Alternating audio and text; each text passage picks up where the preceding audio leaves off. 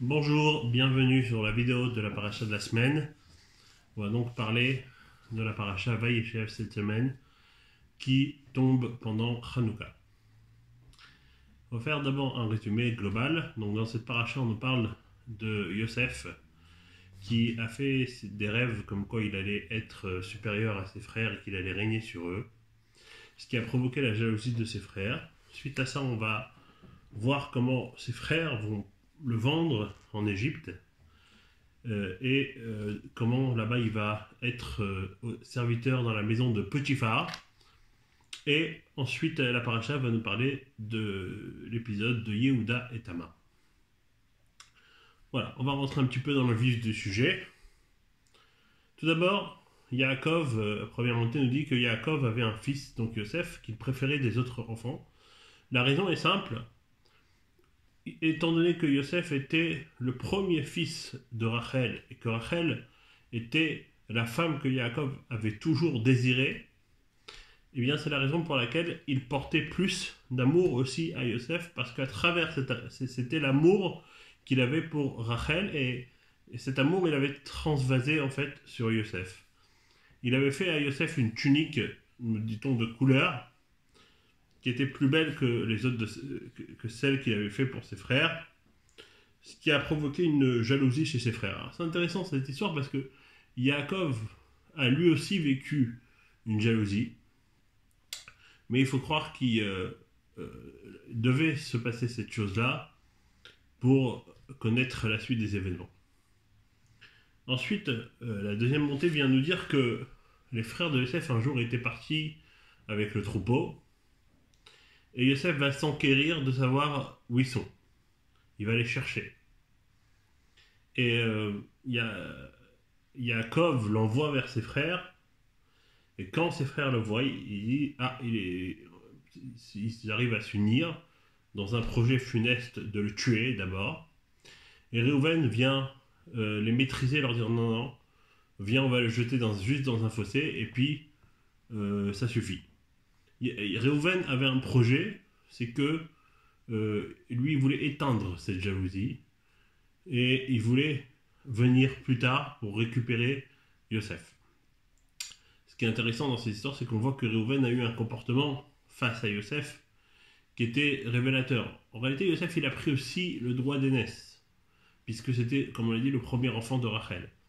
Et contrairement à Esav qui, suite au fait qu'il a perdu le roi d'aînesse au bénéfice de Yaakov, a développé une jalousie envers Yaakov, eh bien, Réhouven, qui a perdu son roi d'aînesse pour d'autres raisons, mais pour Yosef, au bénéfice de Yosef, eh bien, lui ne va pas développer d'haine envers Yosef, mais au contraire, il va vouloir le sauver.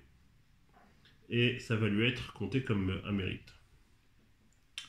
Suite à ça, Yehuda vient conseiller de prendre donc Yosef qui est dans le puits, où dit-on qu'il n'y avait pas d'eau et un puits vide. Et pourquoi nous dit-on qu'il n'y avait pas d'eau, mais il y avait des serpents, c'est pour dire qu'il n'y avait que des choses malsaines. Et en réalité, donc Yehuda va le tirer de là pour aller le vendre à des marchands qui passaient par là. Et ces marchands vont le vendre à Potiphar, qui était le maître boucher de la maison de Pharaon. La Torah s'arrête ici de parler de l'histoire de Yosef et vient nous parler de l'histoire de donc Yehuda et Tamar. Yehuda a 3 enfants, Er, Onan et Shelah. Er, son premier enfant, va se marier avec Tamar, donc cette fameuse Tamar. Il ne va pas avoir d'enfant et va mourir. Nous dit le verset, car il s'est mal comporté.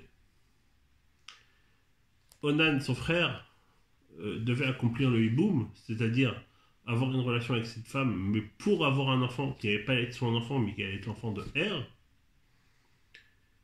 Mais voyant que cet enfant n'allait pas être le sien à proprement parler et qu'il n'allait pas être sa descendance, Onan a préféré rejeter sa semence en vain. Et face à ça, Dieu l'a tué. Donc, deuxième enfant de Yehuda qui meurt avec cette femme, Yehuda hésite, et on peut le comprendre, à donner Sheila à cette femme, donc son troisième enfant. Et donc elle retourne chez son père, Yehuda s'en va. Un jour, nous raconte le verset, elle va se déguiser en prostituée, sachant que Yehuda devait passer par là, pour l'attraper, et va profiter, elle va se déguiser, Yehuda ne va pas la reconnaître, il va avoir une relation avec elle. Le jour où ça s'est vu, on va dire après 3 mois, où tout le monde a su qu'elle était enceinte, et on a été rapporté à Yehuda comme quoi elle avait fauté. Donc en ayant eu une relation incestueuse, interdite. Et en réalité, c'est vrai, elle était réservée quelque part pour Sheila, donc elle ne pouvait pas avoir d'autres relations. Et de là, quand elle avait eu cette relation avec Yehuda, Yehuda a voulu la payer, elle a refusé, mais elle avait pris des objets. C'est un détail important. Et Yehuda va dire qu'on la brûle sur le bûcher. Alors pourquoi la brûler sur le bûcher? En réalité, Tamar était la petite fille de Shem. Elle était considérée au titre halachique comme une fille de Cohen. Et la halakha nous dit qu'une fille de Cohen qui fait un acte de prostitution doit subir la mort par le feu. Et donc Yehuda a réagi comme ça. Mais elle avait ces objets que Yehuda lui avait donnés. Et lorsqu'elle allait on l'a amenée pour l'amener sur le bûcher, elle a montré ces objets à Yehuda. Elle lui a dit reconnais ces objets, c'est avec l'homme qui m'a donné ces objets que j'ai eu une relation. Et Yehuda a dit oui, c'est vrai, elle a raison, j'aurais dû le donner chez elle, je ne lui ai pas donné. Et par rapport à ça, elle a raison. Et donc vont naître de cette union 2 enfants, Zerach et Peretz, desquels sortira Mashiach, donc David et Mashiach. La Torah, ensuite, la paracha revient à l'histoire de Yosef, pour reparler de l'histoire de Yosef, et là, elle va nous dire donc qu'est-ce qui s'est passé chez Potiphar. Elle va nous dire que Yosef, chez Potiphar, était quelqu'un qui réussissait. Il faut savoir que Yosef, c'est le seul, et c'est là où la Torah va nous dire, la seule fois dans toute la Torah que Yosef était Yefé Tohar Vifé Maré. Yosef était quelqu'un de parfait dans sa beauté extérieure, intérieure, corporelle, tout. Et donc, il avait une beauté qui a engendré le fait que, spirituellement aussi, il a amené une réussite. Qu'est-ce qui a fait qu'il a pu résister aux avances de la femme de Potiphar, nous dit le verset, car il a vu le visage de son père. Qu'est-ce que ça veut dire? En fait, c'est intéressant cette histoire dans le verset, c'est que on dit que quand il est parti, un jour il est parti dans la maison de Potiphar, et là, la femme de Potiphar a voulu le saisir, et il n'y avait personne dans la maison. Mais le verset nous dit, il n'y avait personne des gens de la maison dans la maison. Et on me dit, ça veut dire quoi? Il n'y avait personne des gens de la maison dans la maison. Ça veut dire, des gens de la maison, il n'y avait personne. Mais de l'extérieur, il y avait quelqu'un. Et qui était ce quelqu'un? Son père qui l'accompagnait toujours. L'image de son père. Et ça a fait qu'il n'a pas fauté. Et donc, suite à ça, la femme de Potiphar va quand même l'accuser d'avoir une relation avec elle. Et Yosef va être jeté en prison. Où là-bas, il va encore une fois réussir extraordinairement en ayant la confiance totale du maître de la prison et en gérant un petit peu la prison. Et il va faire la rencontre là-bas du maître panetier et du maître échanson de Pharaon, qui vont lui raconter tous les deux un rêve qu'il va interpréter en disant que le maître panetier, 3 jours plus tard, serait pendu, et que le maître échanson, 3 jours plus tard, serait rétabli. Ce qui va se passer, mais le maître échanson va oublier Yosef. Voilà, ça c'est donc pour la paracha. On va parler un petit peu de l'Haftara. Alors l'Haftara, c'est l'Haftara du premier Shabbat de Hanouka, Roni Vesimri. Le récit de cette Haftara se passe en l'an 3409. On est sous le règne de Darius II, juste avant la reconstruction du Second Temple. On nous raconte qu'il y avait donc des efforts de Zacharie pour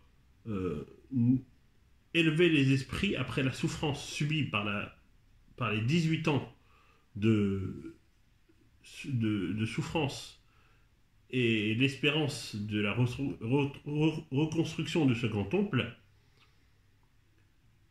Et en réalité, le but de cette prophétie, c'était pour assurer que le nouveau temple allait en effet être reconstruit et que non seulement ça, mais qu'aussi la présence divine allait renaître. Cette Haftarah va s'ouvrir par une introduction de 4 versets qui encourage les gens à renouveler leur vision positive de Dieu.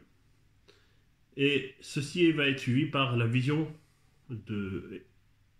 qui aura pour personnage principal Yehoshua, fils de Yehotzadak, qui est le prêtre de cette génération, et dont sa légitimité va être mise en question. Et ensuite, on va nous parler également que on va lui promettre au peuple que le chef politique juif de sa génération, Néhémie, parviendra à obtenir l'approbation du roi Darius II, tout en sachant que ce n'est pas de sa force à lui que Dieu fera que le Second Temple existe, mais bien de par la puissance de Dieu. Cette paracha a une relation avec Hanouka de par le fait qu'elle nous parle dans cette vision d'un candélabre d'or qui rappelle la menorah du temple.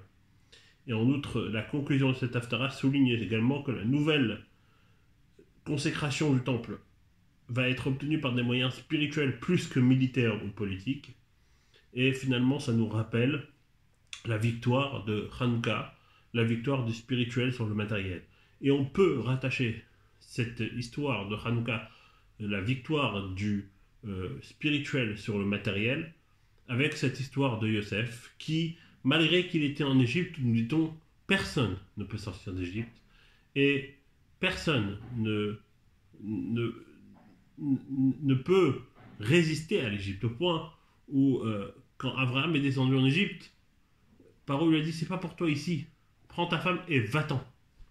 Et en réalité, quel enseignement on peut tirer de ça, c'est que Yosef, il a su résister grâce à la force spirituelle qu'il avait, et que si on arrive à nous devenir forts spirituellement, alors c'est de cette manière que le spirituel peut vaincre le matériel, que la lumière peut vaincre l'obscurité, et il suffit des fois d'un tout petit peu de lumière pour vaincre beaucoup d'obscurité. Il suffit juste de ne pas avoir peur et de garder la foi en Dieu. Voilà, c'est un petit enseignement. Shavua Tov à tous, et Hanouka Sameach d'avance à chacun, et que la lumière rayonne dans vos foyers. Amen.